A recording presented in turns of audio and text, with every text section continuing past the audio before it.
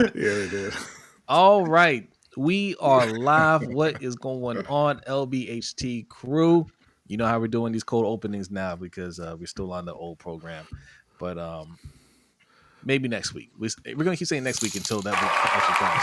And out the gate, Noah with the $5 donation. Salute to Noah. Thank But you you, know what? Noah. Let me make sure my sound is up too. Okay. Let me, got to do that in this application too. Make sure the volume's all the way up. Okay, it's up. It's up. You guys can hear me. Appreciate you, Noah. Huh? But I was saying, I appreciate you, Noah. But you know what that means? It means good news for patrons. We're going to try and do a patron-only stream this weekend and get the new platform up and running. Make sure everything's good. Oh yeah. That is true. Were you saying a Patreon only? I was like, wait a minute, I didn't agree to this. But yes. How does it feel? Anytime we test things out, we usually put it on Patreon so patrons get they get a first look at what we're trying to do. If you guys don't know, we have another podcast that's in the works with our guy Hendo, who gives 3Fs. We teased that out. We did a little practice rehearsal, or a rehearsal, I should say. We did a rehearsal, and you guys seem to like it. But that's still in the works. So when that's recorded and edited and all that stuff, the patrons will get the first look at that. So patreon.com/LBHT Show is how you can see those type of things, and the overtime show, which will happen after this show right here. A lot of fun. So as little as $5 a month, it's well worth the price of admission. All right. Today is going to be a shorter stream. Yes. We said that last 3 weeks. Okay. Not a whole lot going on. We are going to give you a mock draft. We're going to take some time doing a mock draft. We got a Ravens story. We got some submitted questions. We're going to go over that. And that's going to be the show. And then we're going to do the overtime show. Okay. So we're still going to be here all night. Just more so on the overtime show. Okay. We have a fun yet serious topic to discuss. And we ain't got no Raven story. We told y'all from the second the season ended that this was happening. So it's not a story, but we'll talk about it. It's still a story, and we'll talk about it, and I can't wait for the submitted questions. There's some good questions there, and I want to take some time breaking that down. But all that, are you ready for the intro? We ain't played the intro yet. We got to do the intro. All right. After the intro, we'll get the show started. Let's go.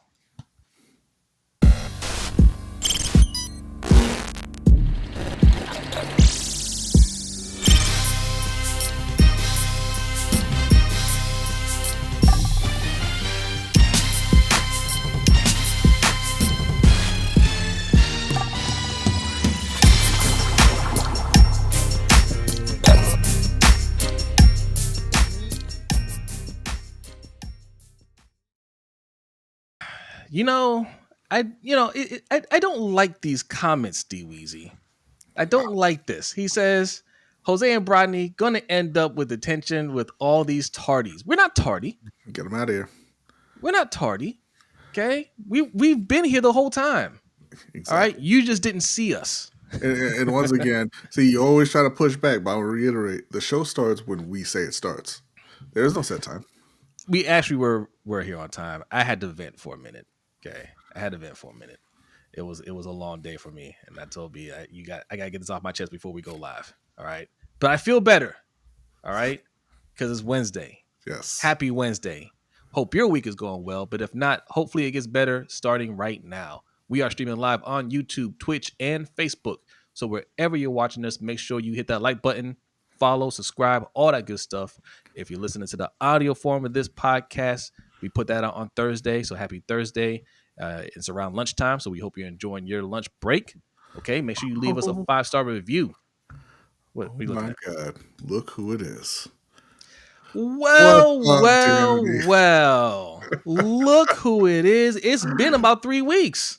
So welcome everyone. Hit the like and subscribe button as you enter. Cash App $ LBHT Show. Salute. That's right. And Super Chats is available. Yes. Short show. Let's hit the goal before it's over. Facts. Danny, I'm going to let you in on a little secret. It's never short. It's gonna be short. It's gonna be short. The only time it's actually been short, like, is when I had to abruptly leave or something like that, or something is happening and I have to. I can abruptly leave if that's what you need. It's going to be short.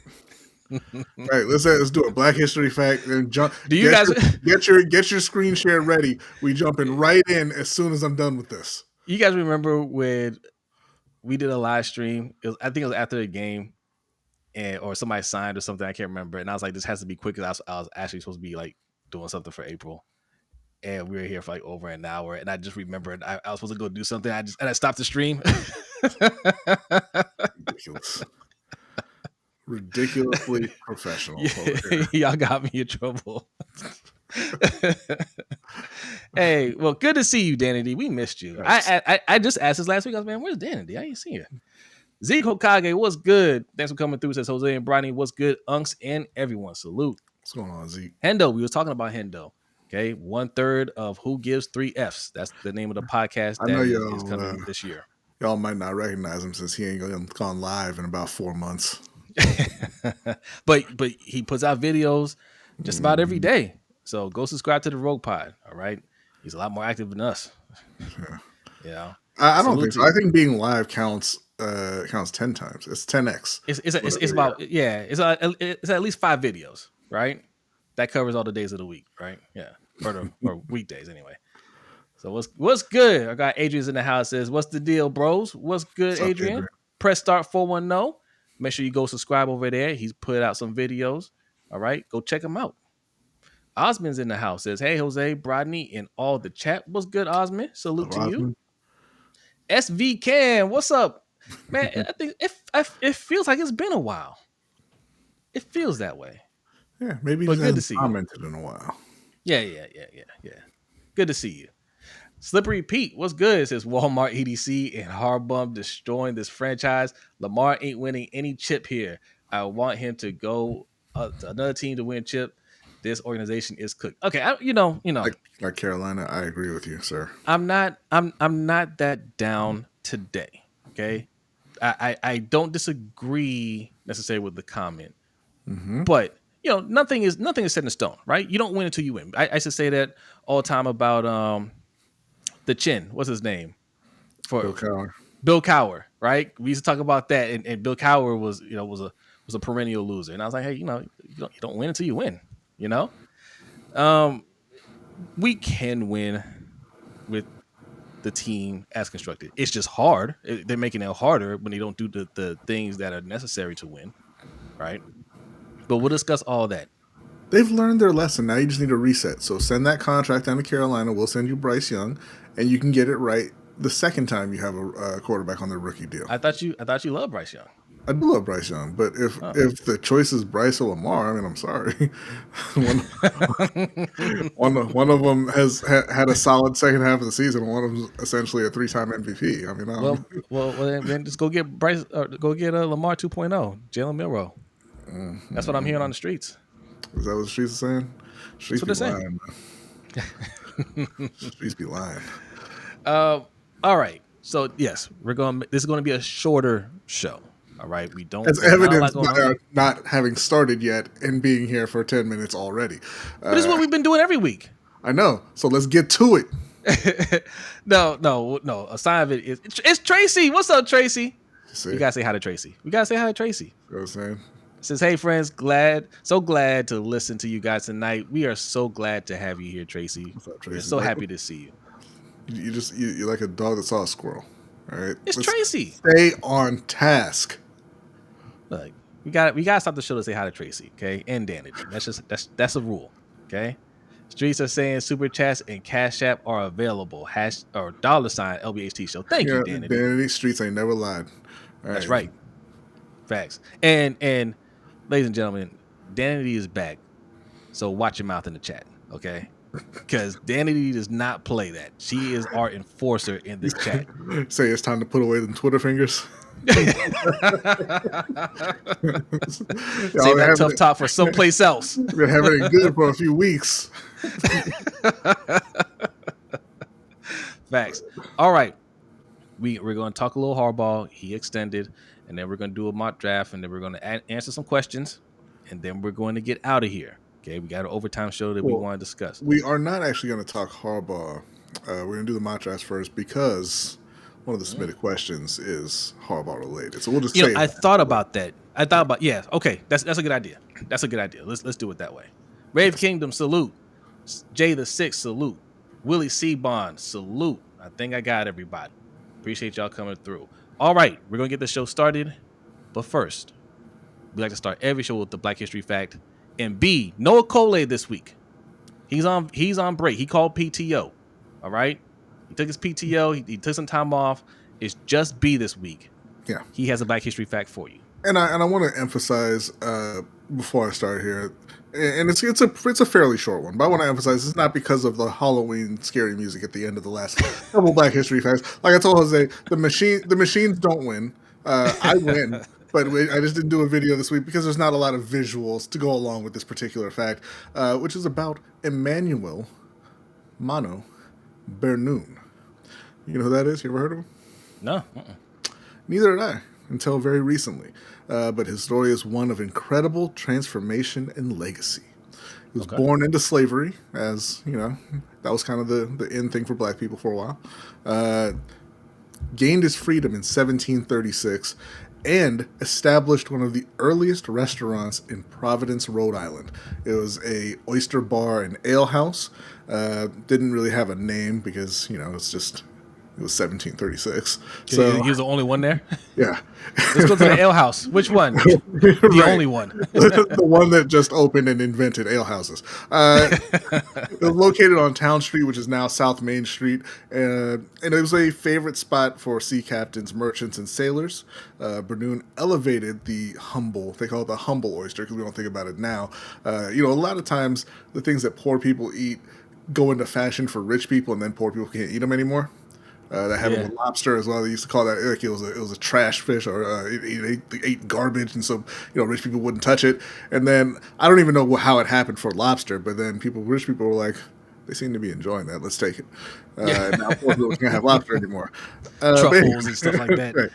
But he elevated the lobster by serving them in elegant glassware and pewter bowls, setting a new culinary standard. The influence of his restaurant extended beyond its popularity.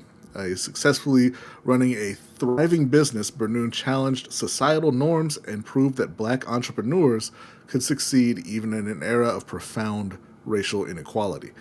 His innovative presentation of oysters inspired others in the culinary world, paving the way for future generations of restaurateurs, such as Thomas Downing, who was a celebrated abolitionist and oyster entrepreneur.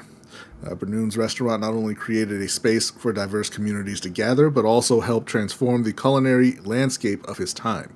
It shifted the perceptions of oysters as a luxury item and left a lasting impact on the dining culture in early America.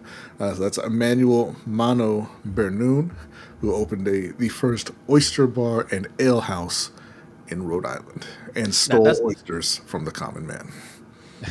Now that's a great story. Right, but you know, how did it end? I mean, listen. I didn't. If we did, like, we're trying to be more positive on this show. Like, you know, like when you said, hey, you know, it shows that you know even during a time of extreme racism, black people can thrive.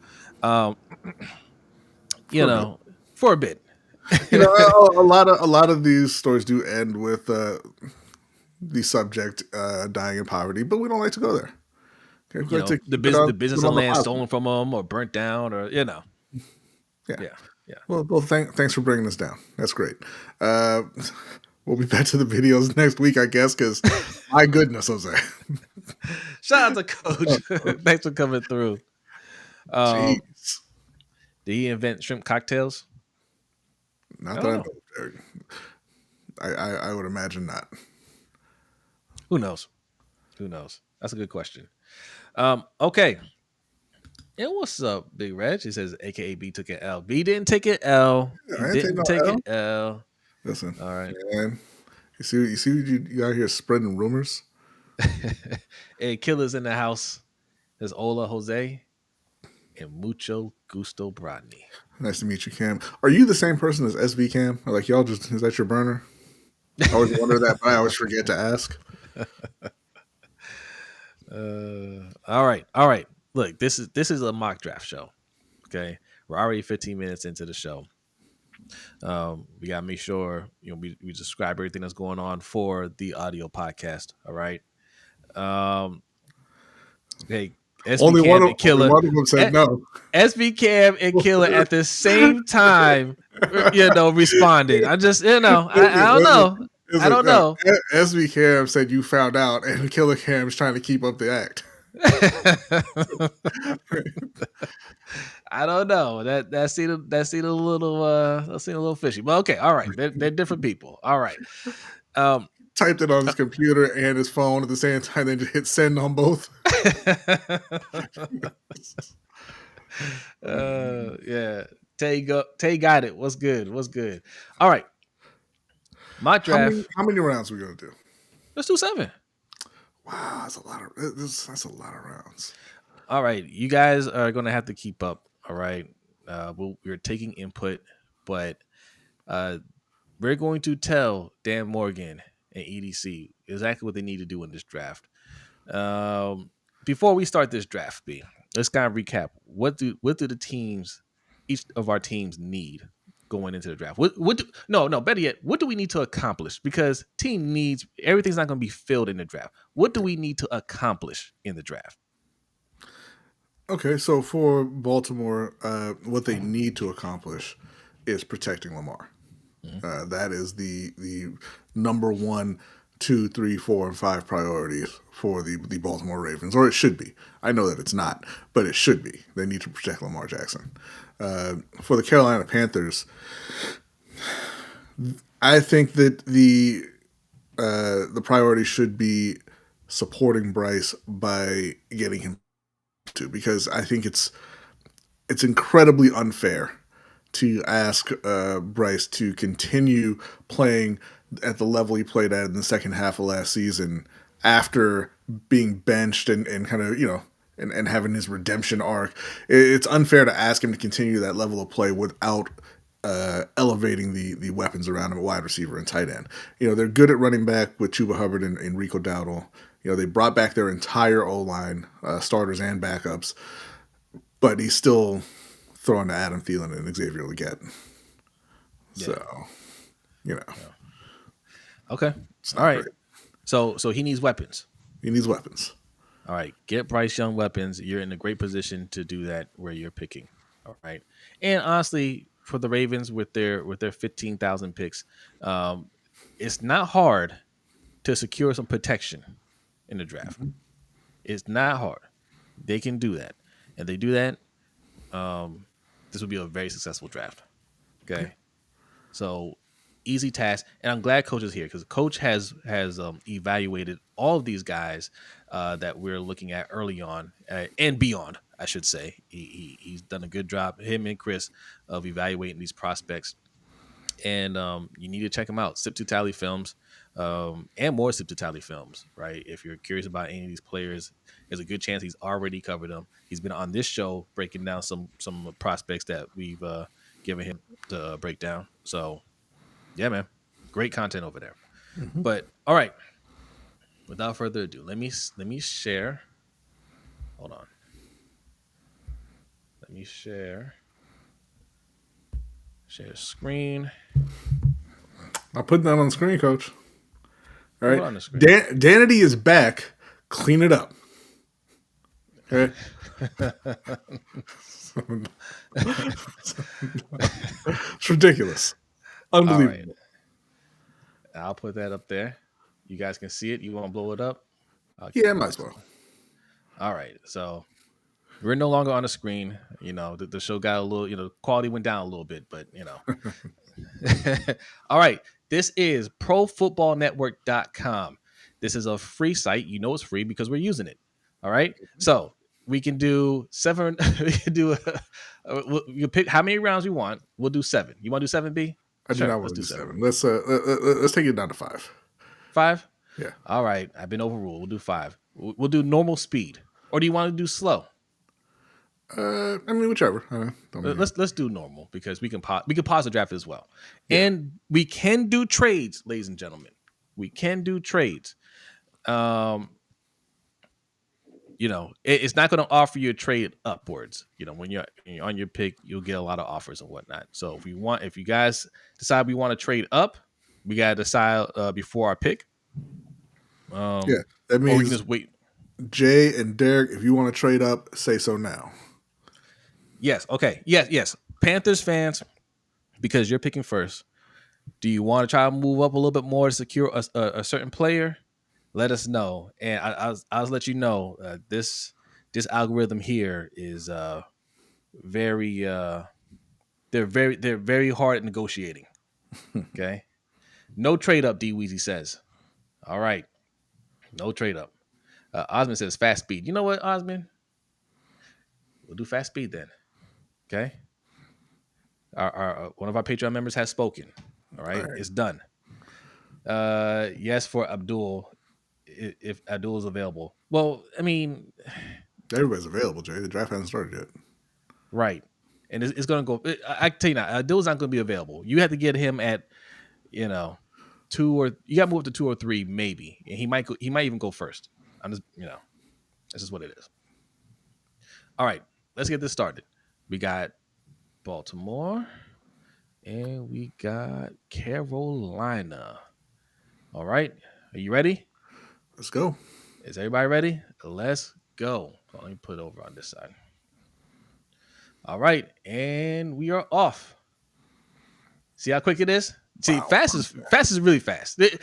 I think we should probably do normal. Let's do normal because you guys can't even see. Let's restart this. Let's restart this. That was too fast. Wow, that was too fast. Let's go back. Gave up that quick. It's too fast. 5 rounds. I should have warned you guys. Like they don't waste time with that. All right, we'll do normal speed. Here we go. Okay. All right. Cam Ward, Abdul Carter went second. And remember Will Campbell, Travis Hunter 5th. Oh, that's unfortunate. All right. The Panthers are on the clock. I'll tell you right now. Well, there's another offer. Hit next. Okay. We'll hit next. Okay, the first offer for everybody listening at home.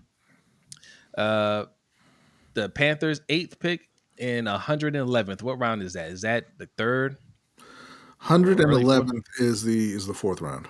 4th round. Okay, so the number 8 pick and 4th round pick for the 11th pick and the 43rd pick. That's a 2nd round pick. All right, that's from the 49ers. Now you got another pick from another trade from Atlanta. Pick 15 in the 46th pick. So that's another 2nd round pick. Not doing that. We will go ahead and take the 49ers. So why are you saying no, Derek? Why are you saying no? Well, let's 3 see. spots. Hold on. We go back to that. Let's see who's available. Let's see who. Well, I know you see who's available. It's just Mason Graham, Ashton Genty, Teteroa McMillan, Shamar Stewart, Tyler Warren, Kelvin Banks. Jalen Walker. There's Jalen Walker. That's somebody's been tied to the Panthers by us because I put Jalen Walker in the thumbnail. All right. So what do you think? Jalen Walker is projected. He's ranked 14th on this. Do you think you want to stay here and get him? You want to get Mason Graham? You want to get Ashton Genty? No, I want to move down to 11 because Carolina's next pick is not until 57.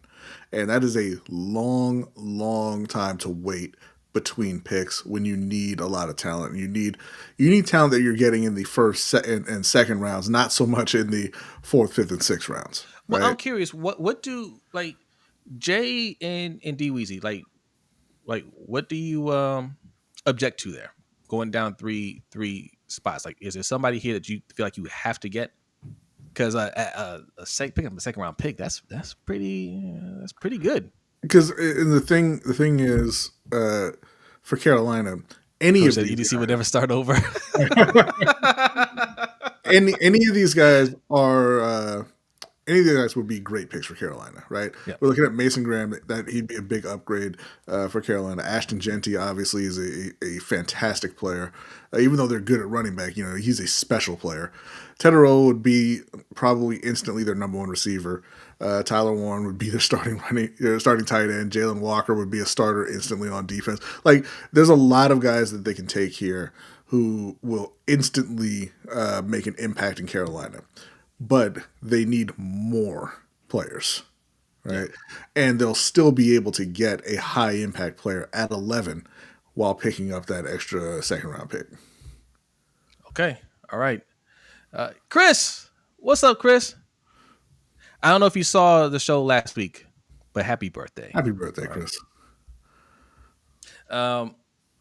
Okay. You guys have been overruled. All right. We are going to go ahead and accept this offer. All right. We're in the war room. Everybody clap it up. Clap it up. All right. Let's see. Who was. All right. You got another. Okay. You're on the clock again. Let's take this down for a second. Who was taken? All right. Mm-hmm. Teterow McMillan for 49ers. Mason Graham by the Saints. Ashton Genty. Ooh. To the Bears. Take it to the Bears at 10. Now you're on the clock at 11. You have some more trade offers. Trade offer from Detroit. You can go ahead and say no to that. Pick 28. Pick 60 in next year's second round. So we'll say no to the Lions. The Bears, disrespectful. Wow, that's two seconds and a third, and a second next year. Yeah. And then Seahawks offering the 18th pick and a second round pick. No, we'll go ahead and we'll stick and make our pick here at 11. All right. Okay. Who's so on now? Shamar Stewart. Derek's nightmare scenario came true as Mason Graham and Ashton Genty went 9 and 10, but there are still plenty of talented players available. Not a huge fan of Shamar Stewart, even though they have him as the best available player right now. Tyler Warren would fill a big hole for Carolina. Heard he's kind of an a-hole. Kelvin Banks is at tackle is a kind of an insurance and a future need. Jalen Walker is a guy who is drawing a lot of comparisons to Micah Parsons. He plays off-ball linebacker, and he also plays edge. And is a super, super athletic guy. And, if you watch him, it looks like he has really good instincts defensively. Michael Williams, another edge from Georgia, who, that would be a big upgrade for Carolina potentially, because they are bringing back just DJ Wanham and Jadeveon Clowney, and then Patrick Jones, who they signed in free agency. If you scroll down a little bit more there. Sure thing. I know that I'm sure that Will Johnson is still available. I didn't see his name there. I didn't. Let me see. Let's see. Nope, he was drafted 6th overall. Okay. So you got another tight end in Loveland, James Pierce at edge. I think we can go back up to the top now. I think this pick is we're going to go ahead and take Jalen Walker, who a lot of people are projecting at 8. So we'll still get our guy and pick up an extra second round pick. All right. Jalen Walker is the pick. Everybody clap. Let's go. Yes. Yeah. High five. Let's go. Chris says he loves us more than air. Appreciate the birthday wishes. We love you too, Chris. Shout out to Chris. All right.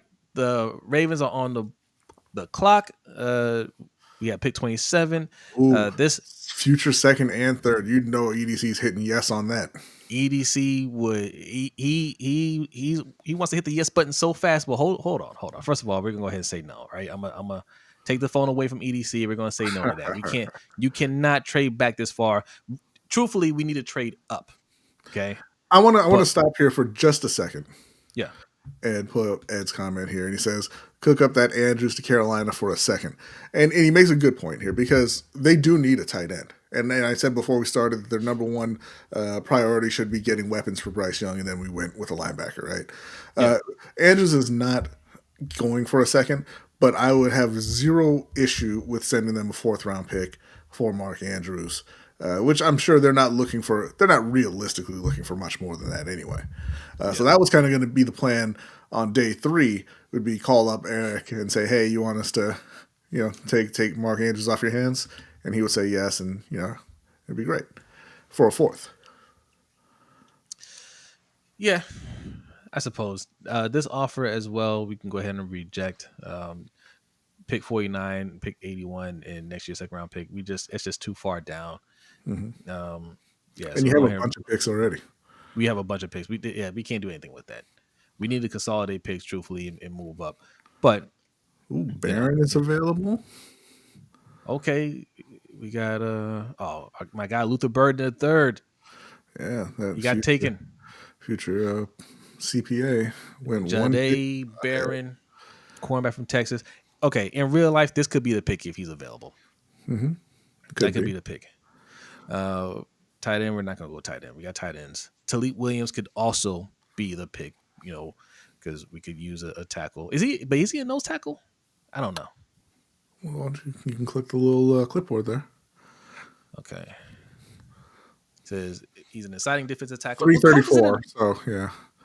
I'm going to say he's probably the nose tackle. Okay, but this is kind of raw athleticism and physical tools that will get many NFL decision makers excited. He is highly disruptive, run defender, and is nearly impossible to block one-on-one. That's okay. In the passing game, Williams primarily wins with his bull rush and overall motor. He can convert speed to power and collapse the pocket by driving the blocker back. Williams makes a ton of plays late in the down, as he never stops working even when his initial rush is stymied. However, he does lack length, which hurts his ability to finish at the quarterback at times, and it will also allow longer limb blockers to win his chest and stop his rush. He must develop consistent hand counters to keep his chest clear and get to the quarterback as a rusher. Overall, Williams projects as a high upside run defender who still has some room to develop as a pass rusher. Okay. And the resident Panthers fans are killing the idea of Mark Andrews to Carolina, preferring any of the rookie tight ends to a proven, top 10, top 12 guy at the position for a day 3 pick. Okay, let's not get this twisted here. Mark Andrews in the playoffs, not great. Mark Andrews regular season, pretty damn good. Mm-hmm. All right. And you guys need to crawl before you walk here. All right. Get Bryce Young some targets. Get him some good targets. And Mark Andrews is a pretty good target. All right. Let's not, none of these tight ends I would project to be better than Mark Andrews right now. Chris says Zabel, Donovan Jackson, or Donovan E. Take all three with one pick if you can at 27. Man, believe me, I would try. Iziraku, I think is how you say it. I don't know how you say it. I'm calling him Donovan E. Siobhan Revel is another one I could see the Ravens taking. But I agree. Gray Zabel, I don't think this will be the pick in real life. And honestly, okay, just to be 100. All right, somebody ban Danity. What did Danity say? Rookies have a higher ceiling of playing better in the postseason, but Carolina is not going to be in the postseason. Wow. I think they can. Right? Honestly, I think. Whose side are you on? I think they will be. Okay. But okay. Back to what I was saying though. If the Ravens didn't go guard in a first round, there seems to be a lot of really good guards, that we can grab somebody in the second round and I will still feel good about that player. But, since Jose is subbing in as GM and I recognize that we need 2 guards, okay, not 1, 2 guards, we're going to go ahead and draft Gray Zabel, all right, from North Dakota State. I know Chris and Coach like this guy, all right, so we're going to go ahead and do that. Let's clap it up. Good job. Good job. High five. We're protecting Lamar. Okay, feel good. All right. Now the clock. Oh, there goes Omarion Hampton. That's who I had in the thumbnail for the Ravens to take. I really like Omarion Hampton. Okay, now the Panthers up 43rd pick, and you got some offers. B, do you want to move down to the 72nd pick? No, I want to reject that. Okay, let's reject that. What about the 55th pick? I won't reject that. Okay, we'll reject that. All right, now you're making your pick. You got Kenneth Grant. There seems to be a lot of good D tackles in this draft too. D tackles, offensive linemen. There seems to be an abundance in this draft. So if you're in need of that, you can get that in the later rounds as well. So we got some Ravens fans saying, "Oh, Mike Green was there, horrible draft." You have 2 edge rushers who went over 10 sacks, and you have guys backing them up who were drafted in the 2nd, 3rd, and 4th rounds, and y'all don't want to protect your quarterback? Hold on. Let me. You guys need to see my face here for a second. Okay, you need to see my face here. Oh, hold on. I can't minimize this. All right, we'll just. All right, You can take it down. All right, there we go. All right, guys, look at me. Look at me right here. We have a 1st round pick, 2nd round pick, 3rd round pick, 4th round pick at edge rusher on this team. Do not tell me passing up on another late, a late 1st round pick at edge rusher is a bad move. Do not say that. Okay? If you want somebody that's proven at this point, or you want to get somebody that's that seems like a can't miss, like a Abdul Carter, which we can't get, that's one thing. Mike Green is not can't miss, and Mike Green has some baggage. Okay, and when I don't know everything that I've seen, I mean, people are kind of quiet, like maybe he's good, maybe he's not. I don't know. I don't want those question marks. Okay, I want somebody that can play and that's going to be available to play. All right. Here's and this is the Killer Cam saying, tell that to the Eagles. And this is what I always say when people watch that game and took the wrong lesson. It wasn't get a bunch of, okay edge rushers, because none of y'all loved Josh Sweat before that game. No. It was build a wall around your quarterback, right? Because the Chiefs had a guard playing left tackle. They had injuries across the O-line. It was the same thing that happened when they lost to Tampa Bay in the Super Bowl. They had injuries on the O-line, and they weren't able to protect up front. And that's what happened when they're not able to protect. Philly didn't do that to anybody else. Not like that, right? You go and you protect your quarterback, and that won't happen to you.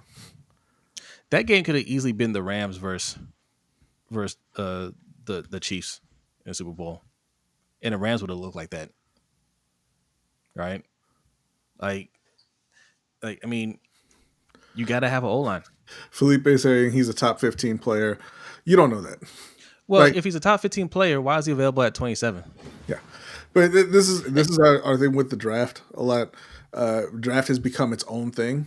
It's become its own little cottage industry, and everybody gets obsessed with, the value and the rankings and all this. And you kind of forget that you don't actually know which of these guys can play. Okay. Let's slow back. Let's slow down a little bit. Mike Green might be a top 15 talent. He might be a top 10 talent. And I've seen his workout, right? I've seen him at the Senior Bowl. Maybe he is that good. What does that do for Lamar Jackson? Right? I don't care how good of a player you think he's going to be. He's not going to make a big enough impact for us to win a Super Bowl, right? Getting somebody that can protect Lamar right now is a much bigger impact for this team, right? You get Mike Green and he's pretty good. That's great. But if we still, have gaps out there, we still got Falele to stand there picking grass while guys are running right by him, right? That's a problem. Get protection for your quarterback first and foremost, then work on the D line. And even if we didn't go O-line, I would go D tackle there. Okay, Killer. He was saying getting the ball back, shorter fields. What happens when you get the ball back and you have a shorter field and Lamar gets sacked? Is it still a shorter field, and did that benefit your team? We tried that. We tried this already. It didn't work. We tried that. Oh, Killer, I know you didn't go here. say making sure Lamar doesn't have to be perfect. No, drafting an edge rusher who's going to be a rotational player at best has nothing to do with Lamar Jackson's performance. You know that. If you want to Okay. make sure that Lamar doesn't have to be perfect, fix the O line, go out and get better wide receivers, guys who will actually make plays, guys who will catch the ball when he throws it to them. Drafting a third or fourth edge rusher does nothing to alleviate the pressure on Lamar Jackson, bro. All right, let's continue this draft, okay? Because we made the perfect draft pick, and you'll thank us later. All right, clap it up, clap it up.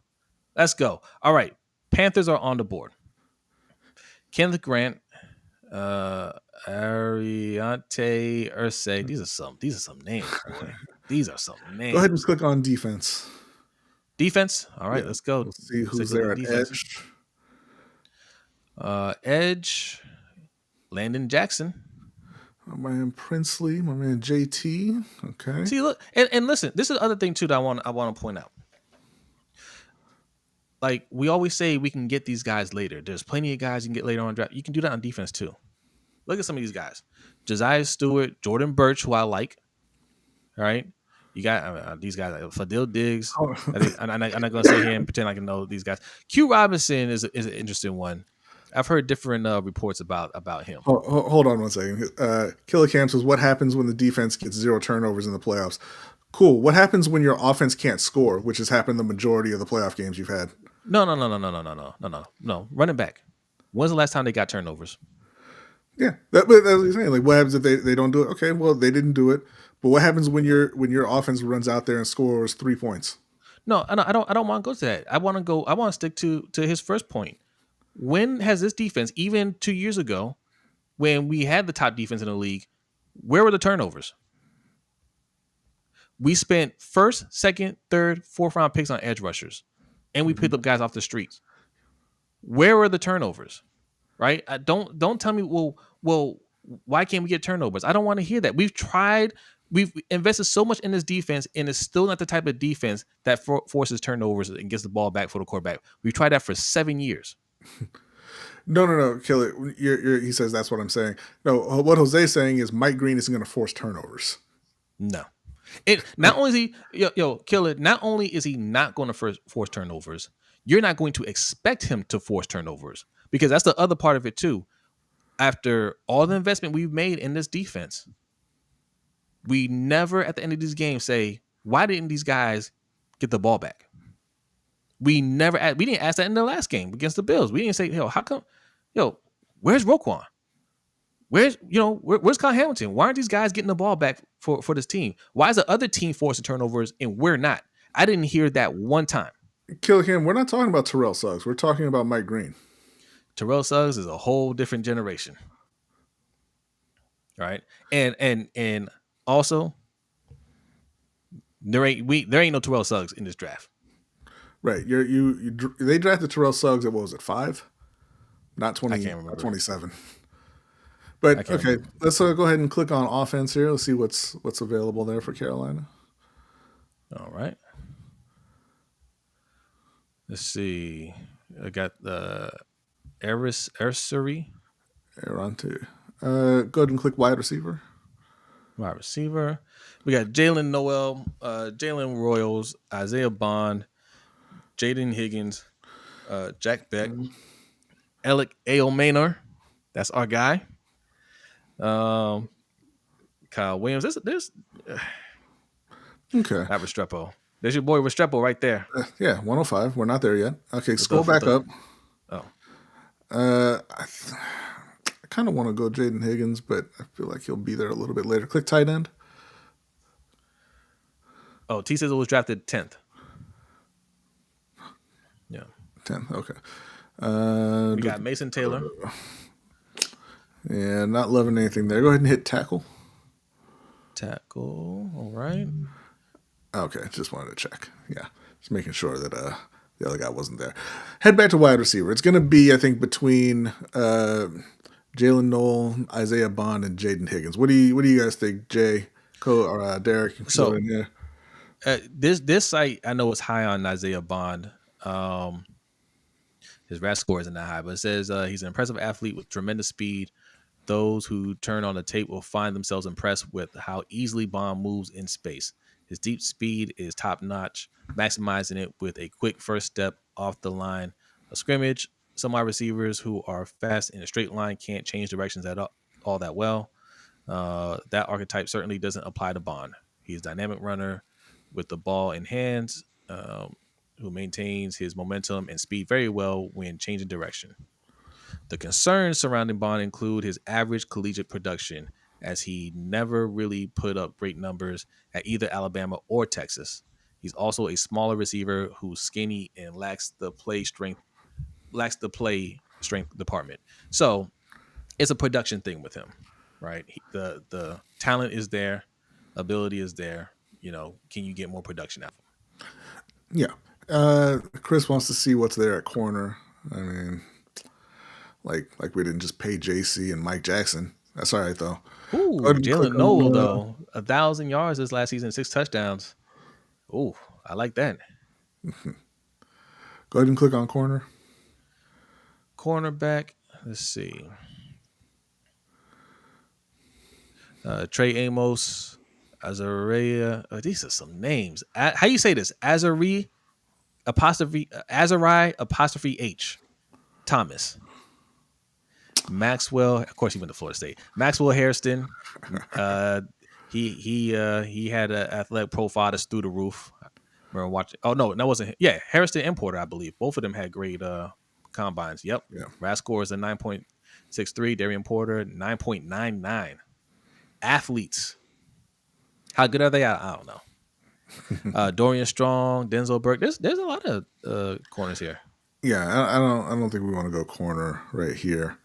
I think we need to head back to offense, and I kind of want to go Jaden Higgins, honestly. Jaden Higgins, Yeah, wide receiver. yeah, Jaden Higgins, another athletic guy, wide receiver known for his impressive size and reliable hands after transferring from Eastern Kentucky to Iowa State. Recorded 87 receptions and 1,183 yards and 9 touchdowns in 2024 season. That's really good. That's really good. Excels in contested catch situations, utilizing his frame to shield defenders and secure the ball effectively. His limited agility can make it challenging for him to create separation on sharply breaking routes. His combination of size, ball skill, productivity makes him a valuable asset in possession and vertical passing schemes. And yeah, you can use that. I like that. What do you guys think? That's the move. All right, let's lock it in. Wait to not wait for him, B. I like this for Bryce. that's right. Yeah. All right. Chris approves. Let's go. Clap it up. Let's go. Let's see. Okay, and the corners start to go. Okay. All right. Jason Taylor, Emory Jones, Trey Amos. Pay the bills is a good pick. And Carolina's up again. 57th pick. I don't think you want to do this trade offer with Cleveland. Nah, I don't think so. We'll reject that. That's the only offer on hand. Jalen Milroe is available, B. Yeah, he is. Travion Henderson is also available, and it's very tempting because if you listen to the show, I'm not a huge fan of Chuba and Rico Dowdle. They're fine, but they're just guys. I think Travion Henderson has a chance to be a special player. Go ahead and click on offense real quick. And running back. I mean, I imagine they're pretty much all there at this point if he's still there. Rashawn Judkins, DJ Giddens. Scatterboo. Yeah, no thank you. You don't want Scatterboo? No. Arizona can keep him. Go ahead and hit tight end. Tight end. All right, here we go. Harold Fannin. Dynamic, explosive tight end who plays with the power and versatility of a Deebo Samuel type weapon. There you go. Okay. Gunnar Helm from Texas. Elijah Arroyo, your guy from Miami. I think we know who I'm looking at here. So we'll wait on him. Go ahead and hit defense. All right. Defense. And edge. Man, Princely is still there. JT is still there. I think it's going to be one of those guys. It's going to be one of those two. JT Tuimoloau Edge from Ohio State. Yeah, normally that would disqualify him immediately. Wow. Pay the Bills wants to know, what did Chuba do to me other than churn out production? Here's the thing. Here's the thing. Pay the Bills. He's an okay running back. I mean, even you can say he's better than average, but he goes as the O line goes, right? Go look at his numbers from last year, and tell me how great he was. He's a guy, and that's fine. But he was the focal point of an offense that could not pass the ball and was just going to feed him carries all season. And the same thing with Rico Dowdle. He's fine, but if you have a chance to get a special player, then you go and do it. It's like the Vikings with Adrian Peterson. They had a 1,200-yard back when they drafted Adrian Peterson. Chester Taylor. Yeah. Would you say that it was the wrong choice to draft Adrian Peterson because they had Chester Taylor? Now, I'm going to tell y'all, at the time, that's what I said. I said, well, why'd you waste your pick? You got Chester Taylor. He's really good. Had a great season. Like, why are you wasting your pick? Like, how much better can Adrian Peterson be? That's what I said. Turns out a lot. A whole lot better. Okay? He could be a whole lot better. All right? And that I mean, Chuba Hubbard looks good. Don't get me wrong. He's a hard runner. He looks good. But, one of these guys, they said this draft class for running backs are special running backs. Like, a lot of these guys have first round talent. And I think Travion Henderson is one. I think Caleb Johnson and Junkins, all these guys, even probably Giddens, not Scatterbo. Okay? Not Scatterbo. Somebody's going to get tricked by him. He's not that guy. What you want to do? Henderson? Oh, man. No.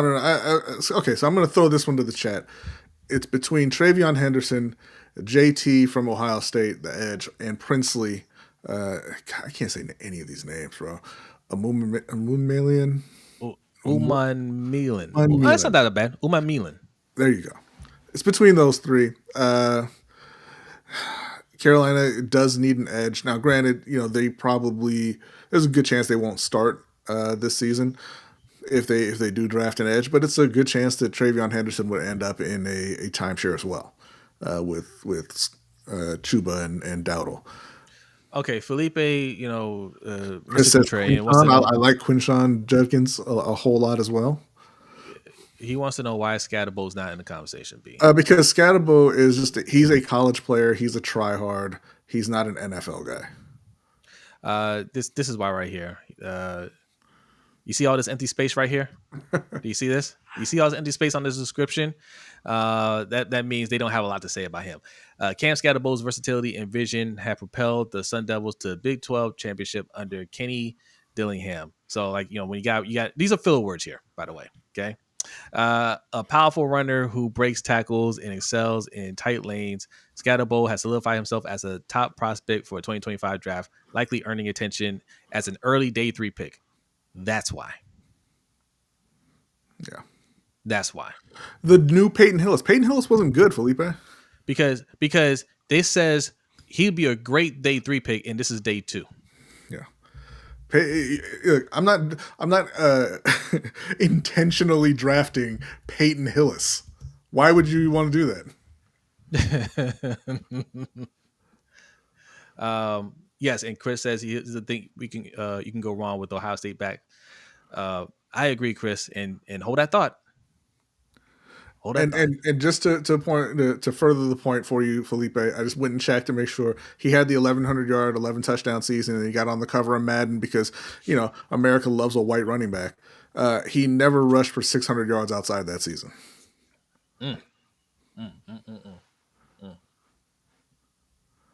Okay.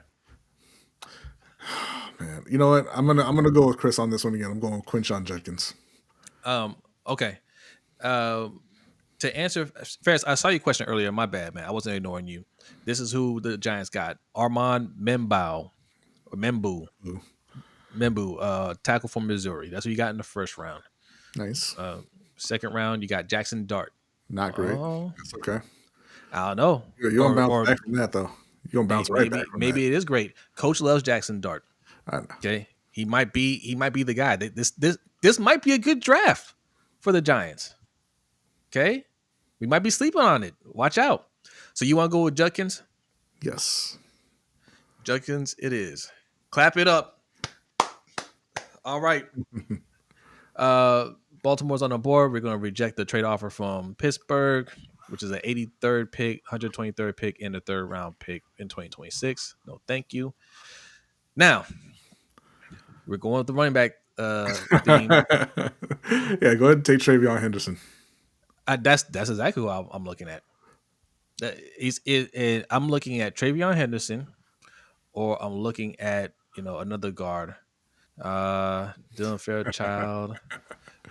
Take a look at the tackles. Yeah, who can possibly play guard? Marcus Mbo. I don't know this other guy. Cameron Williams. I heard his name. Cornelius. These are some. Cameron Williams has a rare physical tools with the size and length. Okay. 1 year starter right tackle. The Longhorns. Oh, he played for Texas before. Okay. All right. So that's a possibility there. Chris, let us know. I think Chris has covered Mbow before. Head over to defense and take a look at the tackles. All right. Defense, yes. D tackle, TJ Sanders, Darius Alexander. I heard some things about him from Toledo. Alfred Collins from Texas. Omar Norman Lott. Shamar Turner. I feel like there's still like a handful like really good tackles left. And an edge. And at edge, okay. JT still available. Princely's available. Kyle Kennard, Ashton Gillott, Josiah Stewart, Jordan Birch. Okay. All right. What do you guys think, chat? Oh, he said O-line looking doo-doo. Okay. So then we made the right move by getting the O-line early. He doesn't like the rest of these guys. All right. Thank you, Chris. I appreciate that insight. That drives home the point that we need to be looking at running back, ladies and gentlemen. Running back. All right. Yes. You didn't even check to see if Restrepo was still there. Oh, my bad. Let me scroll down. Keep you scrolling. ain't gotta scroll down like that. You ain't gotta scroll down like scrolling. That. Come on, man. How's cornerback looking? Let's take a look at cornerback. Maxwell Hairston, Denzel Burke, Dorian Strong, Zai Alexander, Kobe Bryant, Jordan Hancock. You guys let us know. Okay. I will consider cornerback. I am leaning towards running back. Okay. We have Derrick Henry, who is the king, but he's 31 years old. Do we want to use Derrick Henry the same way we used him last year? As just we need to have 20 carries for him, or do we want to have a mixture of him and Travion Henderson? Right, like we got to have some more firepower on our offense. I feel. Right, protect Lamar, get him some weapons. I mean, we can't do it at wide receiver at this point, but I think getting a running back that could take over when Derrick Henry hangs it up, I think that's a great move, and he can contribute right now. So I know you don't agree, Felipe. We're not considering anything you say, Felipe. I think Harrison's a good pick there. Okay. Chris says Harrison by a large margin.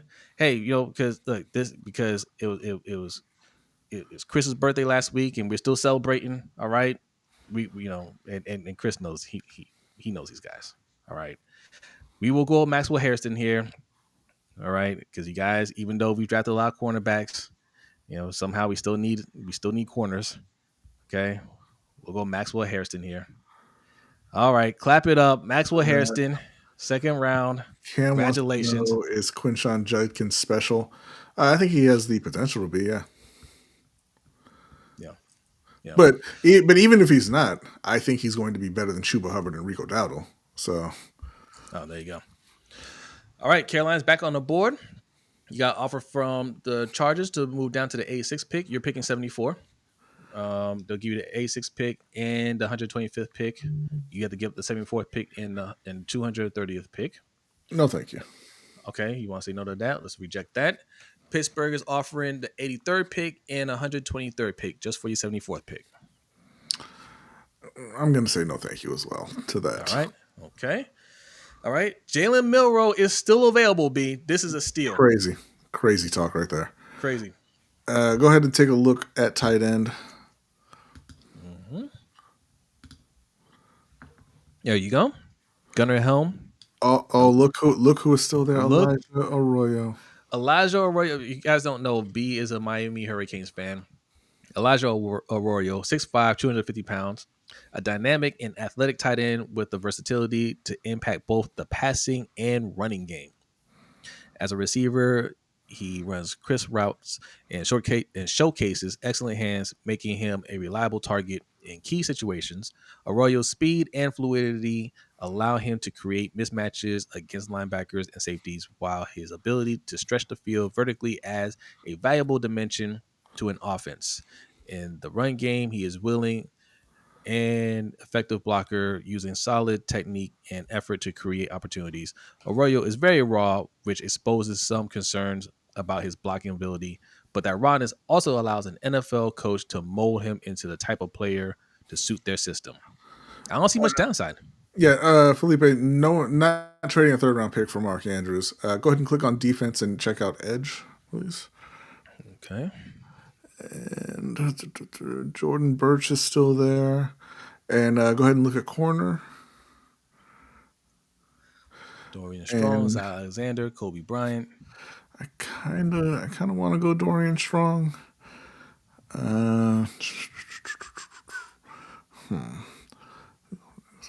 Coverage. I'm thinking Dorian. Yeah, no, Felipe, I know that you would love a 3rd-round pick for Mark Andrews. I'm saying nobody's giving you that. Chris likes he likes Arroyo there. I like Arroyo there too, to be honest. Yeah, no, I like Arroyo, but I also like Jatavian Sanders. I don't want to go too high on I do bringing like in Jatavian the tight Sanders. end and having them phase him out. I'd be very high on it if Tommy Tremble weren't back. Yeah. For the price point, right? Yeah. For right now, I'm gonna say Dorian Strong. Dorian Strong. Okay. Dorian Strong is the pick. Let's go. Clap it up, ladies and gentlemen. Let's go. Yes. Yes. All right. Jalen Milroe went to the Seahawks. Just like Russell Wilson did in the 3rd round. All right. Baltimore's on the clock. We got the 91st pick, and Minnesota's offering the 97th pick. 97th pick and the 139th pick for our 91st pick and the 183rd pick. That's interesting. And we're being offered the 106th pick by New England and the 144th pick. I'm going to say no to both because we already have too many draft picks. We need to be moved up, not down, right? Yeah, scroll up a little bit on the results. I think Elijah got drafted. Yep. Went to Denver. Went to Denver. Good for him. Io Manor also, he went to the team with all of the receivers. Green Bay. Wide receiver here. Is there anybody we can get? Restrepo still available? Sure is. This is a guy I want right here. Maryland's own Ty Felton. I don't know why you want to burn a pick like that. I saw some of Coach and Chris's stream earlier. They covered Ty Felton. They like Ty Felton. Okay? That's cool. They like the other guy too, didn't they? Was the one that went to Tampa, Raheem Jarrett. I like him too. Okay, He just needs opportunity. Oh, okay. Kyron Lacey, they like him too. You're gonna want to look at the D tackles because I mean they got to fill out that depth chart over there. DJ Giddens is still available. I like him. A versatile running back with the ability to impact the game as both runner and receiver. Like, if you guys haven't noticed, like, yes, I feel like we need to get another workhorse at running back. Like, I think this is a year where we can get another starter to take over, right? Mm-hmm.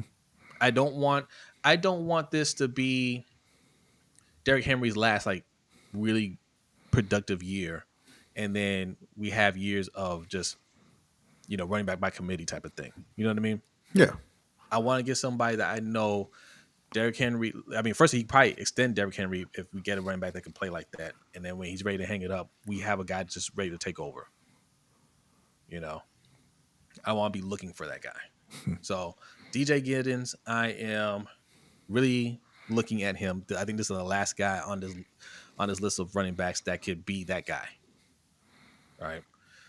So him, you said D tackle. Look at D tackle. Yeah. All right, let's take a look.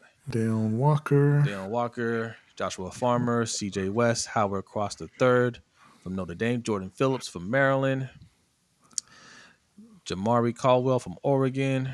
I don't know about these guys. Click on Deion. Deion Walker, simply a 6'7", jeez, 331 pounds. Simply a massive individual with the length and size and power that makes him a hassle to block one-on-one. If you're an opposing offensive lineman and fail to block him with proper technique, he's going to out physical you every time. Jeez, that's a It's his athleticism for his size that makes him so special, though. His quickness off the ball and in pursuit of ball carriers is scary good for someone pushing 350 pounds. The issue isn't Walker's physical talent, but rather whether or not he can maximize it properly with a high center of gravity and little flexibility in his lower half. He regularly gives up leverage when he locks up with offensive linemen. His processing against the run still needs to improve, and there have been many instances on tape where much smaller blockers were able to shut him down with proper hand placement and weight distribution. So what it sounds like is pretty decent pick for a guy who's going to sit the bench and need to develop in Baltimore behind your starters. Yeah. Reg, I like Bishol Tutton as well. I watched him in the combine, very athletic running back there. Evil Smarty said, chill, y'all, EDC going kicker here. I be saying, what's good? What's good? He says, what up? All kinds of late. Did we get a tight end? No, we did not get a tight end. We have tight ends, man. We have tight ends. I don't think we need to. Where are we in third? We definitely don't need to go get one in the third. Jada6 says Deion is a pure nose tackle, which is what we need. Y'all and Graven wanted Campbell so damn bad. Here you go. Who's y'all? Who's y'all? We haven't mentioned his name one time. Thanks for bringing him up, Jay. Felipe says safety, maybe. I don't know, man. Look, this third safety thing. You have two safeties, and then you have two backups. Yeah. Edge, no, I don't want to go edge either. I'm sorry, man. Like, use the ones that we got. Use the ones that we have. No. We got to replace Mark. You have a replacement for Mark. His name is Isaiah Likely. Yeah. No. And plus, Mark is still on the team, if you hadn't noticed. Right. O-line Osman, we did go O-line early on. Chris is not in love with what's left on the board here. So I'm a little hesitant because I don't know these guys as well. Okay. Dylan Fairchild is here. Powerful and technically sound offensive lineman with versatility and cell guard or tackle. That wouldn't be bad. Known for his physicality and aggression. He can at times tend to over-aggressive side, which can hurt his technique and positioning. Fairchild's quick feet and balanced stance make him effective in pass protection, where he handles speed rushers and anchors well against power. That's a possibility there. That's a possibility. But I don't know. What do you think, B? I think for y'all, you should go with Deion Walker. They do need to start replenishing that D-line because they lost Michael Pierce. I'm not sure whether or not they're going to be re-signing Travis Jones. They should probably be looking for, not necessarily to get rid of Matabike, but they need some more guys there. Jordan Birch, Chris says Jordan Birch for me out of these guys. He's actually going to be a Panther at pick 114. Oh, I see what's going on here. B he's trying to sabotage us. I'm not sabotaging anything. I'm just telling you what was ordained. And that's we mentioned before, Chris Paul Jr. is off the board. We both no for you. For everyone. For you. Me and B, like we watch a lot of Oregon games because our dad is an Oregon fan. I like Jordan Birch, and his what was that chart that you showed me? Like the win rate or whatever, like that. Yeah. Yeah. Like he has a pretty good win rate. I like guys that are productive, Mm-hmm. right? I just don't want to go edge, man. Like, I just you have a glut of edge rushers, yeah. and listen, until you start clearing them out and firing your GM, I feel like edge should be off limits for y'all. Or coach, right? We can't Or always both. say, hey, these are good picks, and then they don't produce, and we say we need to go edge, right? Because that's the question. We get Jordan Birch. This is a third round. All right, this is a third round. If we get Jordan Birch, what's the expectation? Are we going to say, man, Jordan Birch better go out there and play, right? Play over who? Our first round pick, our second round pick, our third round pick, and Adisa Isaac. He got like no, those guys need to go out there and play. What do you mean you don't, Killer Game? You have a lot of edge rushers on the roster who aren't going anywhere right now. Yeah, we still got Kyle Van Noy. Even if Ojabo and Ham get cut, you've got Van Noy, Oweh, Adisa Isaac, Tavius Robinson. Yeah, sorry. We're going Walker. That's what it is. Clap it up, everybody. Let's go. Let's go. All right. Look, got 2 defensive guys already. Okay. We got Graves Abel, Maxwell Hairston, Deion Walker. You guys got Dylan Walker, Jaden Higgins, Quishon Judkins, and Dorian Strong. I think these are pretty good drafts from both of us. Mm-hmm. All right. And you are on the clock. No offers. You get your boy Restrepo. Mm-hmm. So let's go ahead and we're going to take a look. Okay. Daniel Franklin saying Adisa Isaac was a third round edge last year and he didn't play a snap. We're in the third round now. Why would you like this guy more? Right. He said, "Oh, for real? We in the third?" We have a request from Jay for Jonas Sanker, the safety there, 106. I believe I took him in one of our other mock drafts. But go ahead and take a look at defense and safety and corner. All right. Chris says edge is a big need for us because Oweh and Kyle Van Noy in the last years of the deal. I hear you. Okay, Cam. We need a nose tackle. You keep saying it's a thin edge draft. You do not have a need at edge this year. You have your 2 starting edges, and you have backups for them. You need potentially an edge next year. So I don't know why you're prioritizing getting a starter for next season over getting a starter on your offensive line like we did in the first round. Yeah. All right. You said click on edge, right? No, I said corner and safety. Corner and safety.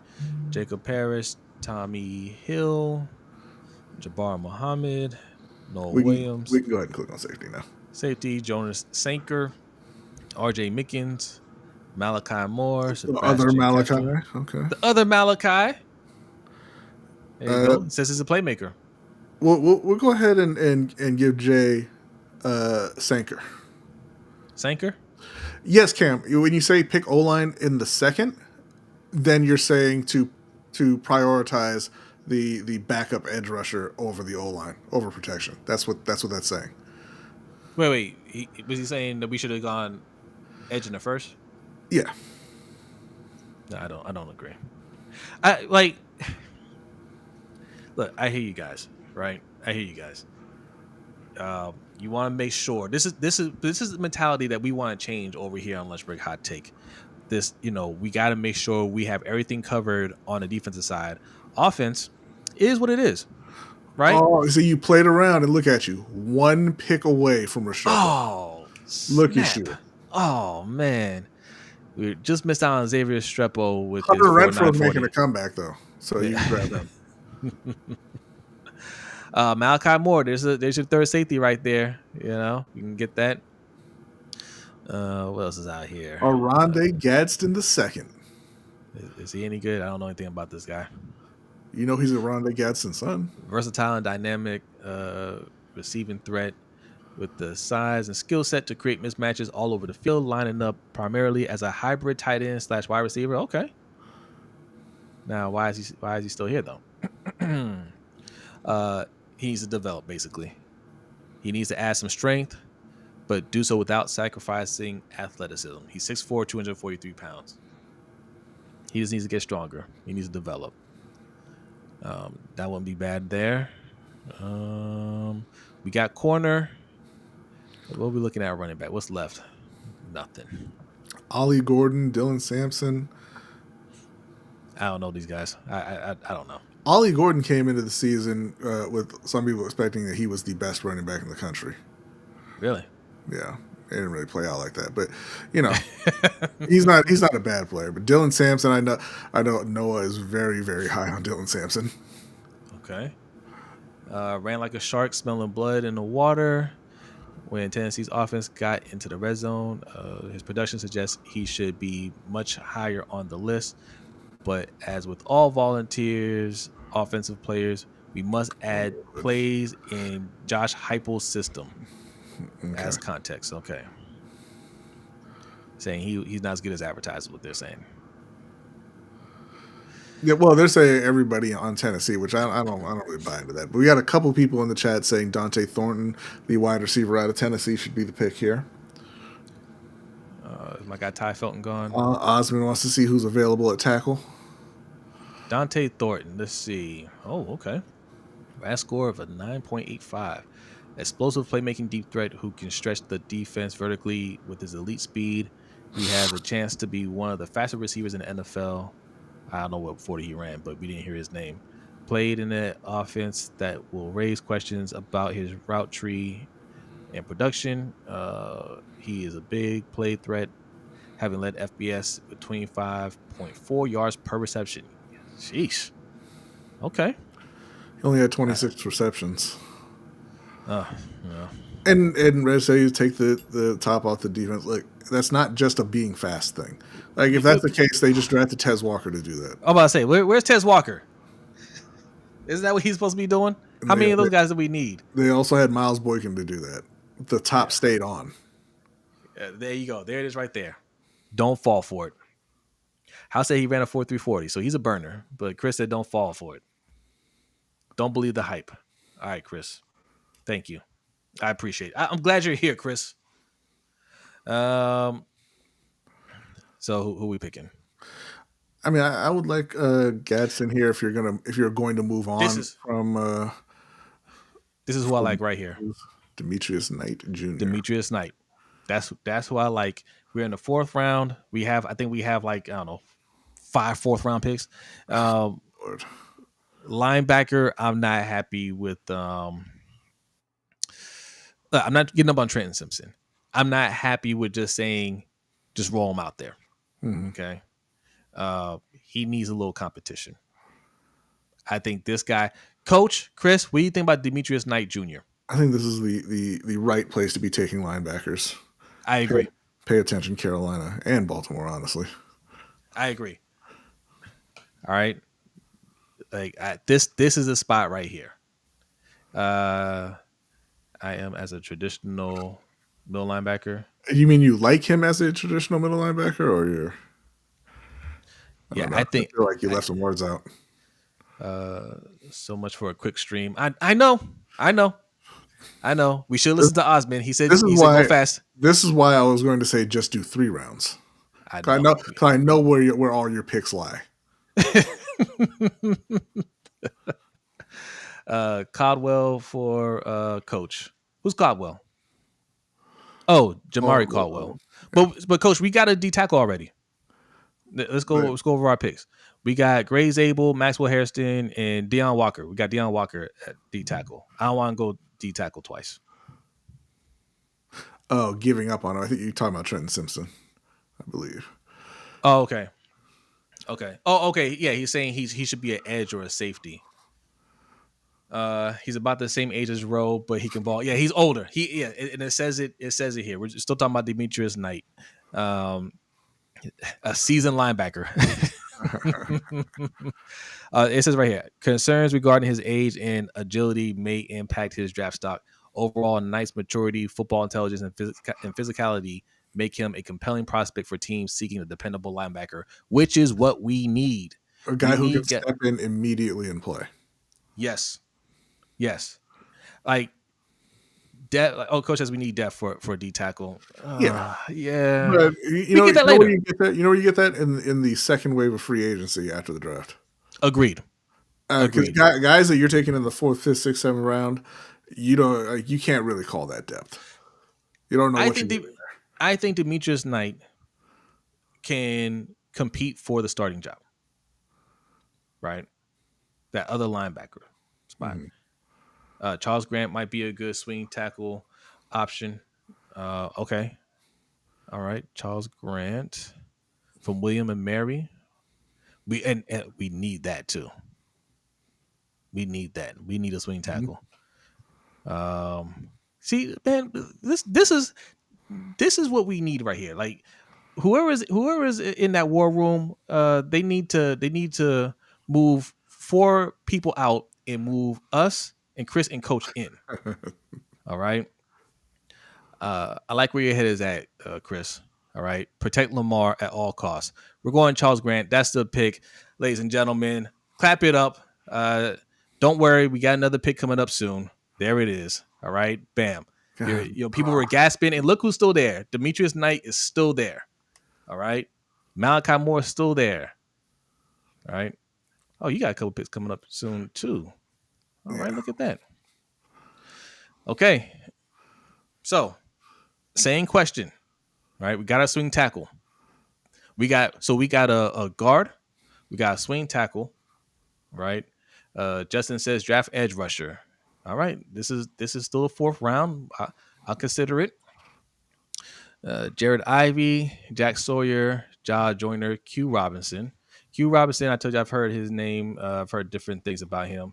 Athletic and versatile edge defender, known for his quick get off and ability to disrupt the backfield. He exhibits good height and length, allowing him effectively engage offensive linemen and utilize one-arm stab move to convert speed to power. Okay. However, his limited playing experience and lean frame raised concerns about his ability to set the edge against run and shed blocks from stronger offensive linemen. Robinson has the potential to become a dynamic pass rushing specialist. Meaning he's not that now. Okay, let's go ahead and check out running back and tackle. Yeah. So tackle, CJ West, Howard Cross III. Which one of these D tackles do you like, Coach? Jordan Phillips. Maryland. Well, he liked Caldwell. He did like Caldwell. That's right. Yes. I'm sorry. Yeah, you did say that. Okay. Caldwell. All right. We'll keep an eye on him. Running back. Let's see what's out there. Dylan Sampson. RJ Harvey. Devin Neal. Kyle Monagai from Rutgers. All right. Jordan James from Oregon. All right. I just feel like Demetrius Knight is like talk about depth. Like what linebackers do we have outside of Roquan and Trenton Simpson? None. What are the wide receivers looking like? Let's see. Isaac Tesla. Tesla? Is it Teslay? Okay. Teslay. Okay. I don't know. That's how you say it. I know. I mean, but why you capitalizing random letters in your name is the thing. Jalen Lane, Nick Nash, Ricky White, Caden Prather, Jimmy Horn Jr. I feel like we can get Jimmy Horn Jr. later. Yeah. We missed on linebacker. No, we didn't. We were never going to go linebacker before 4th round. So it is what it is. If you don't like any of these linebackers, then, I guess second wave of free agency it is. Yeah, I would say go ahead and go with that D tackle. He said, forget I even asked. I like Demetrius Knight. Okay. I like Demetrius Knight. But nobody else likes him. Okay. Take a look at offensive tackle. Osmond wants to take a look at tackle. We just drafted one, but hey, you won't get me saying that we got too many. Trey Wedig, Jalen Rivers, Jack Nelson, Carson Vincent. All right, we're gonna speed this up. All right. We're gonna speed this up. We're not gonna think too much about this. None of y'all are experts on these guys except for Chris and Coach. All right. Aronde None of Gadsden you. still there. Who? Aronde Gadsden the second. Who's that? The tight end from Syracuse. Aronde Gadsden's son. Oh, okay. You don't know who Ronda Gaston is. You just Yes, the Miami wide receiver. You don't remember Aronde Gadsden? no. Jesus. You're getting old, man. I am. You're getting old. All right. This is for Coach Jamari Caldwell. Here we go. So we got 2 D tackles. Okay. I'll take Demetrius Knight. No, you won't. Yes, I will. All right. Demetrius Knight to the Panthers. Damn you. I mean, wow. Thought you wanted us to be good. Not over us. All right. You're back on the clock. You didn't take him. I'll take I was Aronde peer pressured. Gadsden too. Yeah, go ahead and look at. Don't even look at edge. Go ahead and take Aronde Gadsden. All right, there you go. Ronda Gadsden. All right, we're moving now. I think we're. Oh no, I'm up next again, and then I think we're done. Yeah, I think so. I don't think we have another pick. All right, Carolina. This is a money round for you. Yeah. Okay. Let's see. Pegless. Oh, we got another pick at 176. Yeah, but that's outside. Oh, I guess it is probably still in this round. Yeah, that's the comp picks. Go ahead and go to offense. Offense. And look at quarterback.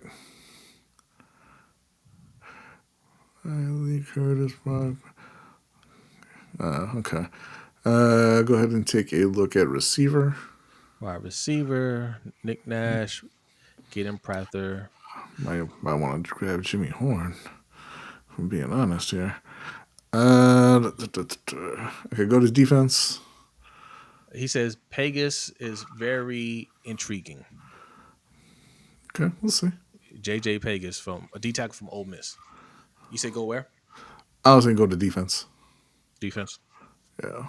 All right. There you go. Pegas is at the top. I mean, listen, you can convince me real easy in the 5th round. So go ahead with JJ. All right. There you go. This is what I'm saying, though, right? We're in the 5th round, and we're still talking about D tackles, right? Mm-hmm. Very deep class for D tackles. We're coming up soon. This is the last pick, I believe. And here we go. Yes, last pick. What's it going to be? We got. Give them what they want. Give them an edge. Give them D tackle. Okay, what's their edge? Jared Ivey, Ja Joyner, Q Robinson. This is where we can mess around and get somebody like Q Robinson, a developmental guy. All right. Safety. What are we looking at safety here? Keaton Crawford, Hunter Wohler from Wisconsin, Maxon Hook, Toledo, Dante Trader Jr. from Maryland. Ooh, Shiloh. Shiloh. Oh, yeah, Shiloh. Reg wants to see running back. Running back. Let's take a look. Rashard Smith from SMU, Corey Kiner. He's looking for Jarquez Hunter. Jarquez Hunter? Yeah. Jarquez Hunter, 5'9", 204 pounds, RAS score 7.16. Was a 4-year starter in college football's toughest conference. He has excellent vision and awareness between the tackles to recognize open lanes and cut back when needed. Hunter has been a consistently productive receiver throughout his college career, despite not being a natural route runner. But he has still shown he can make plays through the passing game. An explosive play creator who can consistently reach the second and third levels of a defense. Hunter has above average wiggle and elusiveness. He can be difficult to bring down due to his contact balance and lateral quickness. Ball security is inconsistent, and he has 7 career fumbles. His pass protection technique still needs some refinement.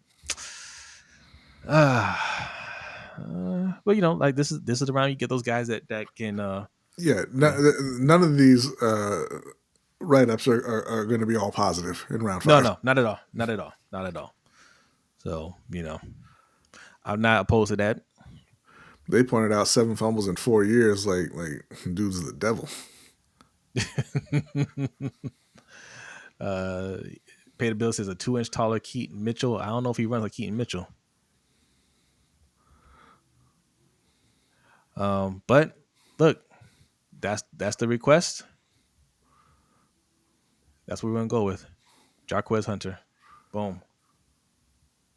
All right. So let's recap, ladies and gentlemen.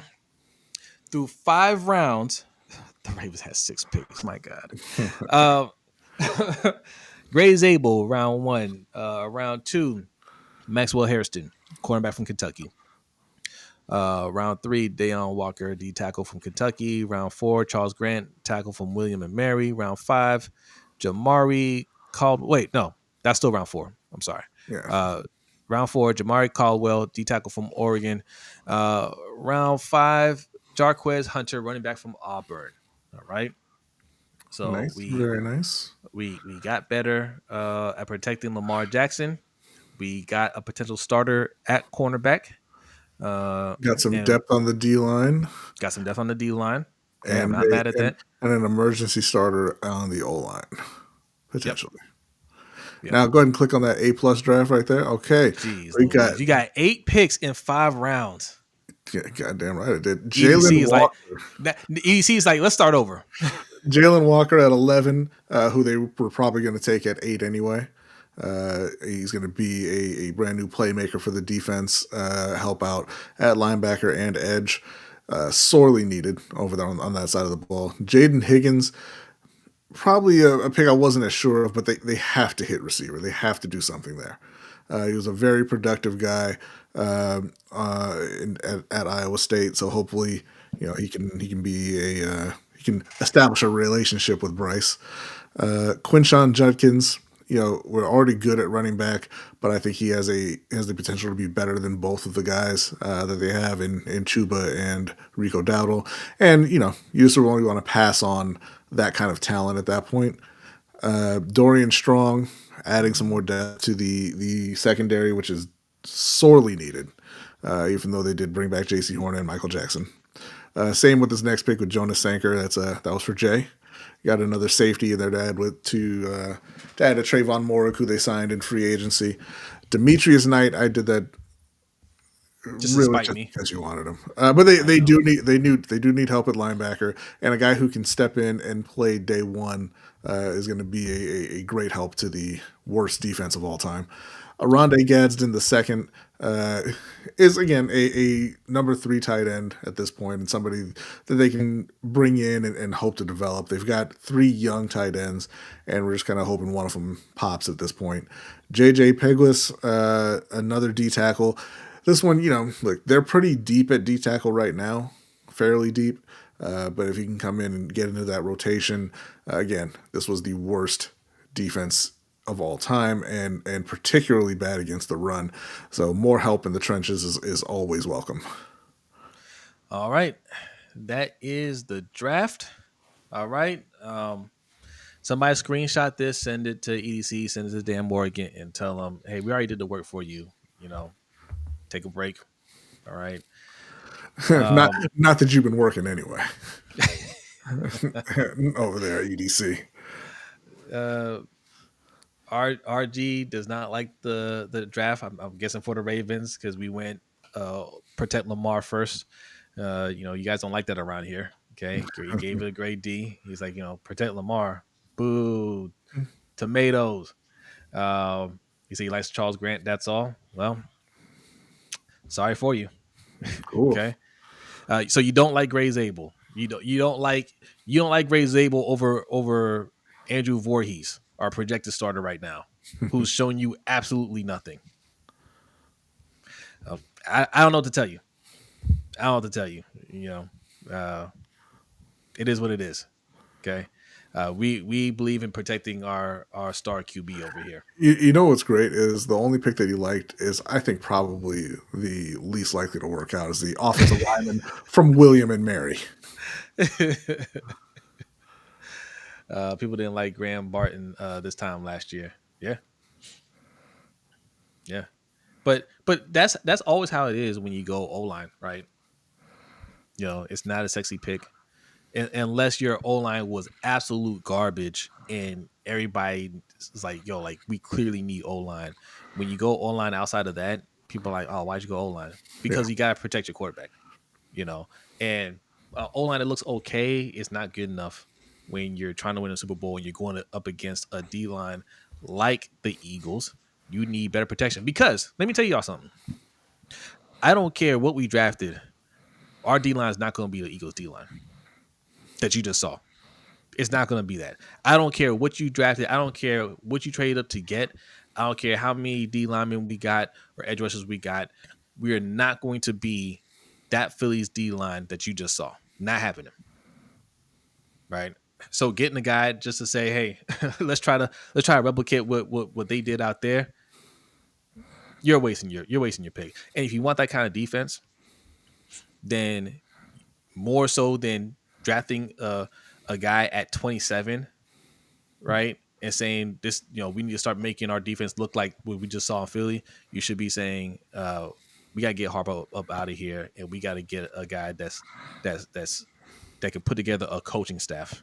Yeah, the Eagles defense, that pass rush is built around two tackles who they got in the top 13. Like, Yeah. you can try and replicate that if you want. Now, if you're saying trade up and get somebody, I mean, I still would say go offense, right? But if you're really trying to get a disruptor, then the only way you're going to be able to do that, like, I mean, yes, guys can fall for sure, right? But if we're planning on being that kind of defense, you have to plan to get guys that have a better chance of being that. If you're saying go and get Mason Graham, right? We're going to trade up, you know, throw all our chips in and move up and get somebody like that. Yeah, right? Somebody that you expect to be an impactful player. And then you got to live with the fact that you don't get to draft 17 players on day 3. Yes. And also if we move up that high and get somebody like that, yeah, there is added pressure, right? There's more expectation that he has to go out there and do something, right? We get Mike Green at 27 and he doesn't do anything. We're not going to say anything. You know, we're just not. That's why I don't like those picks. That's right. So now we're going to keep it moving because it's time to get out of here. I knew this wasn't going to be quick. I knew it. This is your guys' fault. Submitted questions. We're just going to go with it. First up, this is from our guy, Eric L. Thank you very much, Eric. Well, actually, no, this is not Eric's question. Hold on. This is from Marcus. Do you find it insane that Ravens media and content creators keep talking about drafting defense at 27? No, because they know the Ravens and they know that's what the Ravens are probably going to do. And, you know, you want to be in line with what actually happens. A lot of people do. Yeah, I mean, no, you know, yes, like B said, when we do these mock drafts, people try to take on the identity of the team and do like what, you know, they think EDC is going to do, but that's not what we do over here. We don't agree with everything that they do over there. There's a lot of things we disagree with, and we make decisions that we think are good for the team. So that's why we get these 2-hour shows where we disagree with y'all, because I think I know you're conditioned to think a certain way. Going edge rusher again, right, is not the move at 27. It's not. Protecting your quarterback, right? Like, I don't understand how you can look at a 7th round draft pick that's been hurt, shown you nothing last year, and say he's in the mix to be the starter next year. We're good with that. Falele, who, even though he went to the Pro Bowl, just doesn't look ready, and just say we're good there. But edge, even though we're stacked at edge, next year it could be a little light, you know. So let's go and get those replacements now. Hey, yes, safety looks straight. Let's go and get that third safety though. Like, nah, man, no, no, that's crazy. You picked the laziest D line in the draft. Sorry. I don't have to tell you. Sorry. It is what. Hey, guess what? Coach him up, right? Coach him up. I want to apologize to the chat for an error I wrote earlier. This is not a short stream. Please accept my apologies. I hate you, Danny. All right. Also, I would say that RG, you probably don't know anything about dude's work ethic. Yeah, probably not. But regardless, where we pick him in the 4th round, 5th round. Yeah, I think it was 4th round. Next question, though, and also, like, production is what matters. I'm tired of this. Hey, lazy guy. Don't like his attitude. I don't want good guys. I want guys that can play. Right? Can he play and can he get production out of him? That's what I care about. All right. Next up, this is from our guy Eric Elk. We're going to answer this and we're going to get out of here. Says, given his recent extension, him being John Harbaugh, do you think Lamar Jackson has realized that the Ravens value John more than him? Thank you very much, Eric. Appreciate you sending in the question. I think that Lamar probably realized they didn't value him properly during the year-long contract struggle. Yeah, so this is a good question, and I actually wanted to do a separate video on this because Eric L asked a question along these lines last week that I wanted to do a separate segment on. 2 great questions, right? His question last week was, when do you think Lamar would ask for a trade, right? And it seems highly unlikely at this point, right? It seems that way, but it's not that far-fetched, right? Lamar is a competitive quarterback. He's trying to win a Super Bowl. He's dead serious about winning a Super Bowl, and he's come close to getting there, and we keep falling short. And it just seems like the way this team falls apart, there's no adjustments being made. That's why I'm disappointed by this re-signing. Not surprised at all. I don't think Harbaugh is the worst coach ever. I don't think we're doomed or anything like that. But he is limited, right, as a coach. There's certain things that he just can't overcome as a coach, and we keep getting to the playoffs, and we just hit this wall, and he doesn't know how to make the proper adjustments. So that's why we stress getting talent around Lamar so he can make the plays to overcome that, right? I don't think this move states that they care more about the coach than the quarterback, right? I think this, Bishotti values stability, that I don't think that's a knock against Lamar or anything like that. He just values stability. We've been competitive. We've been in the hunt, and they feel like they're right there, which they are. I think even in the draft and the moves that they make in free agency doesn't really, to me, say that they don't value Lamar. I just think they're a little incompetent, right? Not completely incompetent. I think there's a little. I think their philosophy is just the wrong philosophy. I think their scouting is off. I think the development is off, right? And they don't have that sense of urgency of we need to act now because our window is now. They feel like they got the guys on the team and they can coach them up to get to the point where they need to win a Super Bowl. And I just don't agree with that. And yes, this all could lead to Lamar asking for a trade at some point because you keep getting close and you keep falling short and you're not making any changes. Yes, he can say, hey, I need to go on to someplace else where I have a better chance of winning. Yeah, they don't value Lamar, and I'm going to tell you why. Because they're going to draft a safety in the 1st round. They've let the line deteriorate every year since he's gotten there. They have not. It took until this past season for them to get a suitable replacement for Orlando Brown. They win a season with Alejandro Villanueva. They went into last season with 2 guys who they knew couldn't start at guard, and now they're going back into this season looking like those are going to be the starters again. Like, they don't care about protecting Lamar, which says to me that you do not value him. It also says to me, hey, when you are not willing to go out and get an elite talent to pair with him at wide receiver, it says to me that you do not value him. But, they value John plenty. I mean, this is a guy who they were about to fire until Lamar Jackson came in and saved his job. And then after that happens, okay, I can understand that to an extent, right? Like you were a game under 500, you put in the rookie, and you make the playoffs. You almost run the table and you make the playoffs. Okay, then you have the best team in the league the next year, fall short in the playoffs. Then the next year you fall short in the playoffs. Then you miss the playoffs. Then you fall short in the playoffs. Then you fall short in the playoffs. At some point, you have to understand that the coach is the problem, but they don't think he's a problem. They value him that highly. And yes, I think part of it is just the stability, but part of it is also just they think he's doing a good job. And they're saying, hey, you know what?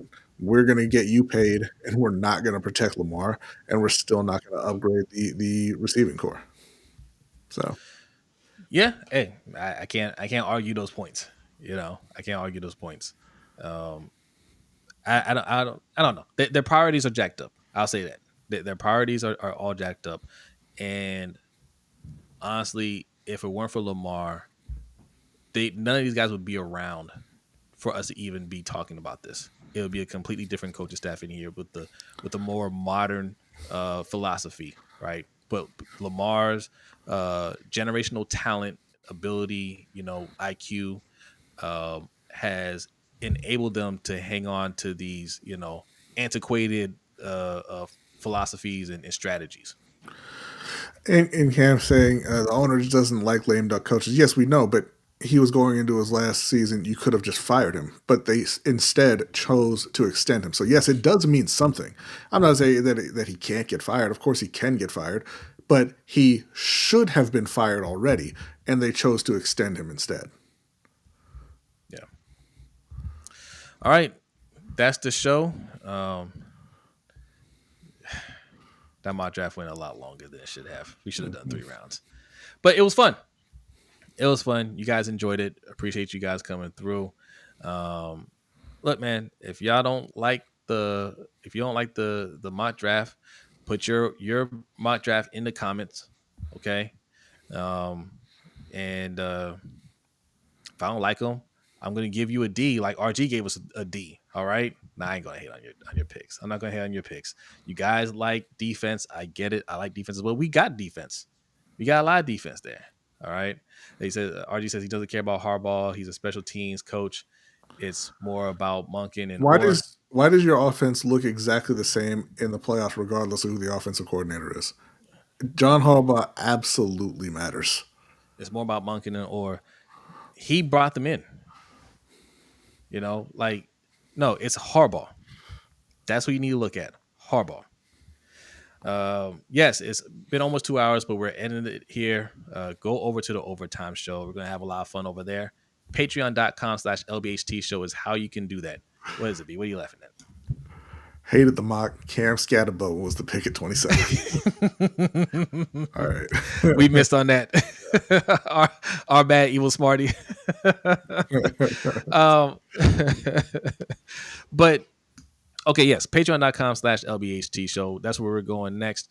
LBHTShow.com. Everybody's still in here. We still got 50 people in here. Hit that like and subscribe button. Sign up for our upcoming newsletter. Go to LBHTShow.com. LBHTShow.com. Put your email address in the box. Scroll down a little bit. I think it says sign up for the newsletter or something like that. Sign up. Tell your friends and family about it. LBHTShow.com. The newsletter is in the works. I know we've been teasing it for a long time, but it's actually in the works. It's coming out soon. You do not want to miss that. So go, subscribe, spread the word. All right. All right, B, are you ready? I am ready. B is ready.